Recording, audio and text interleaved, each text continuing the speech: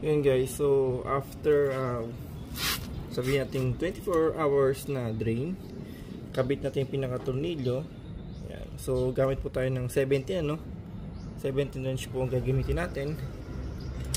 And lalagay na po natin yung tornilyo dito. Yan.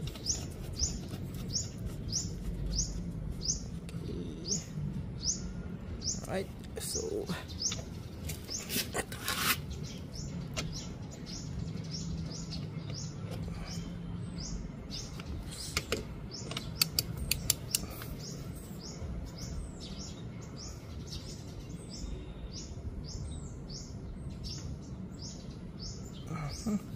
so medyo lang, tantiyan nyo lang kasi sa katagalan yung kanyang washer din is magiging manipis siya. Okay. So tingin ko mukhang okay naman na siya. Konting pitik pa ng konti.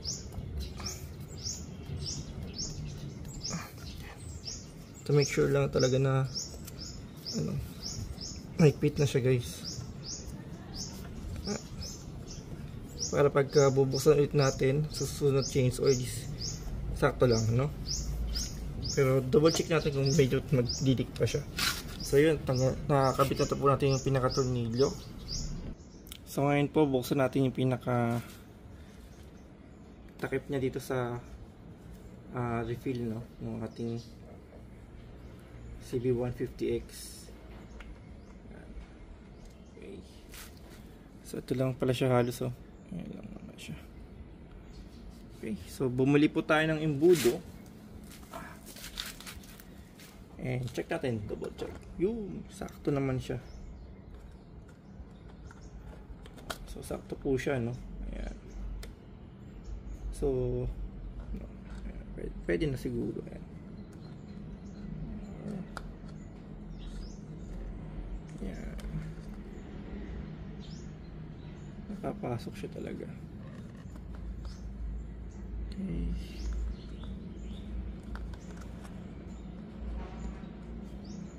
Pwede na din. So yun guys, gumamit lang tayo ng pinaka hose. Ayan. Para at least pag nilagay natin siya dito, ayan. So meron siyang pinaka daluyan niya, At least kahit nandito tayo, yan, pwede natin siyang hulugan ng langis. Mas madali para sa atin pala, at least na hindi natin tatanggalin itong pinaka crash guard niya pala, medyo sagabal pala So yan, pwede natin siya lang sarili ng langis na. So guys, ito po Petron Sprint 40 SR monograde CA40 for after 100 kilometers. Gamitin natin siya, kaya magpit lang.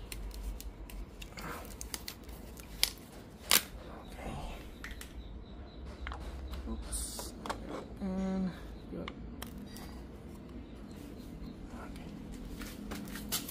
Ito po yung pinakalangis niya.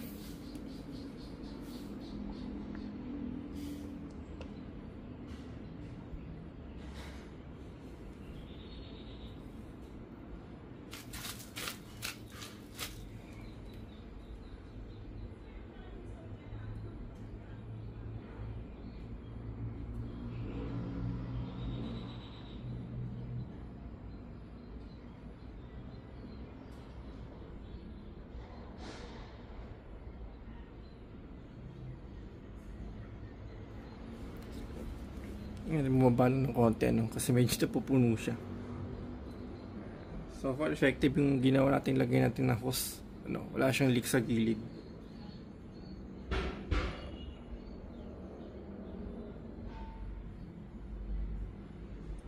Okay.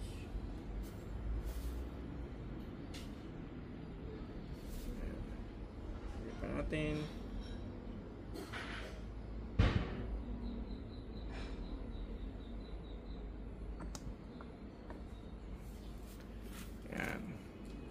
Baba na siya ng konti, So yun nga, nabuild natin to sa IRBF, kaya medyo nakaantay ng konti. Saktong discount.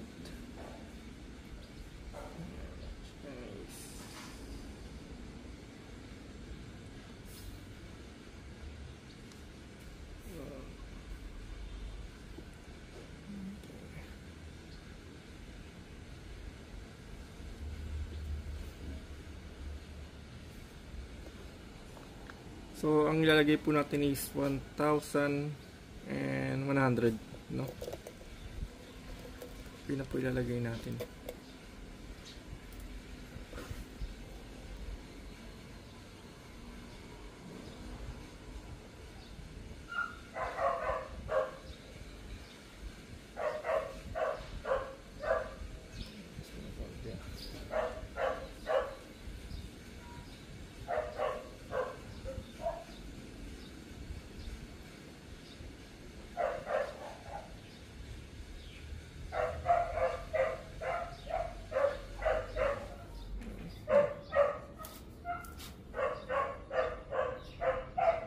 Buti nakakita tayo ng hose na clear sakto, no?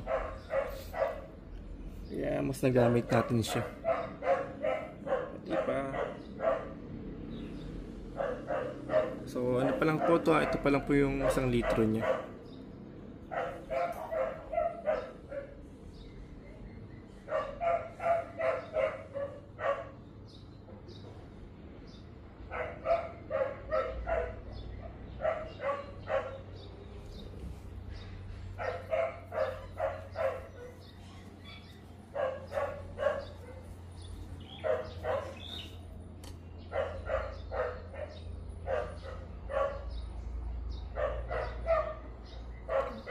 Nalagyan na yung ating ano.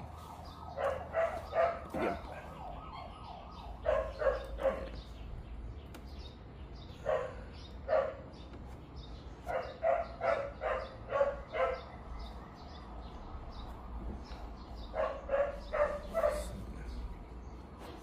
Diba?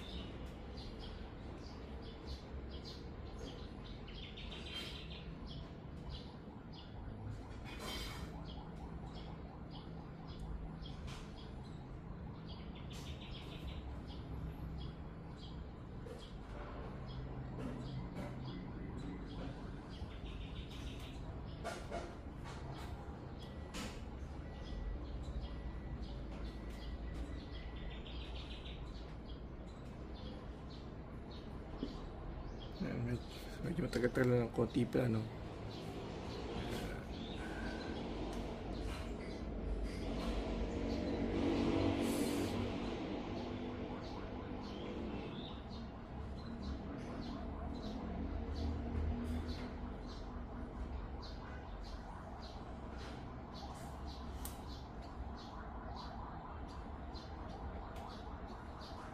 Konti pa.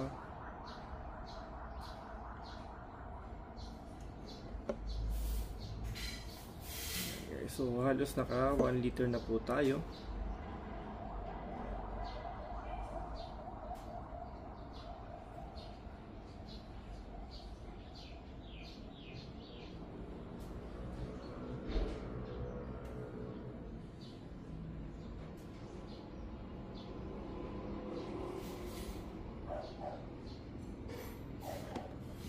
Medyo madami-dami pa naman ito, kaya masulit din natin.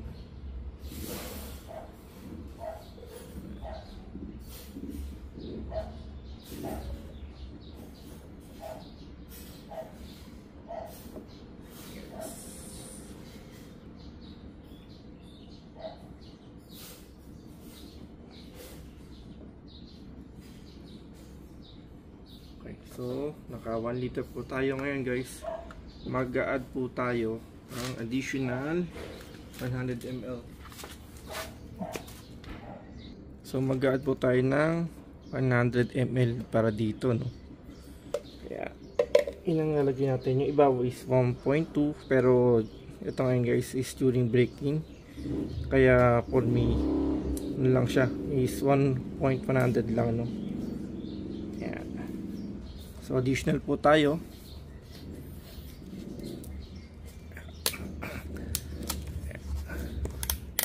Hanap lang tayo ng konting butas. So, siguro yan. So 100 ml po, no? Siyempre petrol pa na gagamitin natin.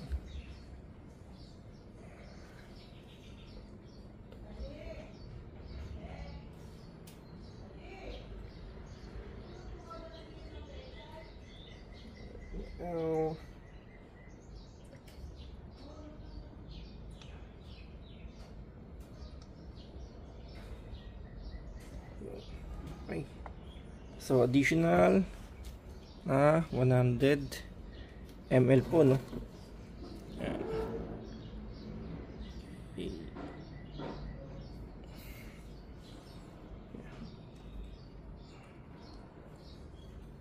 Tingnan natin kung sakto ba. Nasip flat. Yun. Yep.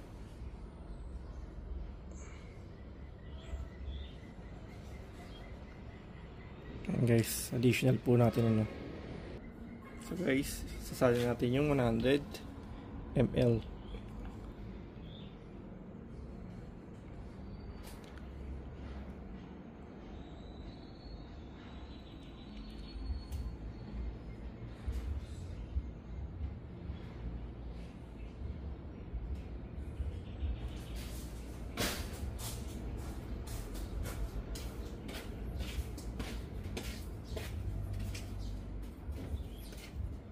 Sabat.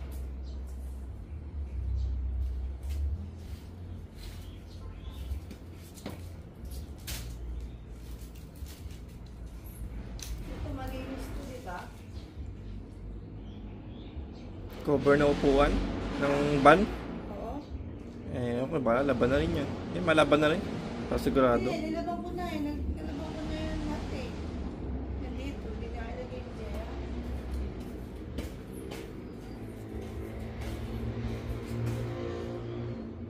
Ilalagay yung Jaya yan eh. So yun guys, so naka 100, 1,000 and 100 ml na po tayo, no? Okay.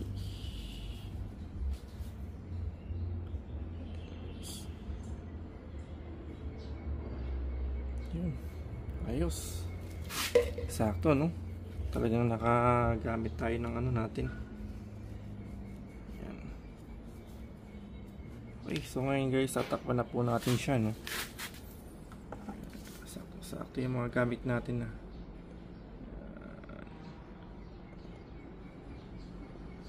Malaking bagay ito guys, no? Kasi na meron tayong gamit na ganito. Okay. Yan. Yan, tatakpan na po natin siya dito.